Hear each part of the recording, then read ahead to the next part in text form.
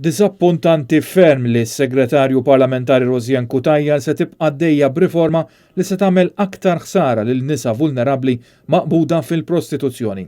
Sostniet dan il-Federazzjoni Empower li tifforma parti minn 46 għaqda li jaħdmu f'diversi joqsma favur l-avvanz tal-mara u l-ugwaljanza hekk kif Rosjan Cutajar tibqa' tinsisti dwar riforma fir-regolarizzazzjoni tal-prostituzzjoni kif imbottata mill-Gvern Laburista. Riforma li qed tiġbed ħafna kritika minn għaqdiet mhux governattivi. Empower qalet li fil-waqt li hu veru li hemm nisa li jażlu li jaħdmu fil-prostituzzjoni dawn huma minoranza żgħira ħafna.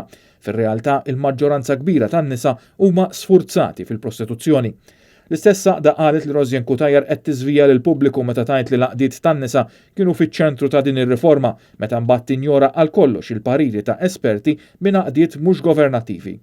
L-għaqdiet qed jinsistu li mhux biżżejjed tneħħi l-kriminalizzazzjoni tal-prostituzzjoni, iżda għandu jkun segwit il-mudell nordiku li jagħmel ix-xiri ta' atti sesswali reat kriminali.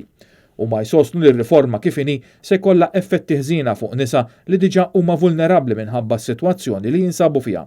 Il-Federazzjoni Empower tinkludi il-Kunsill Nazzjonali tan-Nisa u diversi għaqdiet oħra.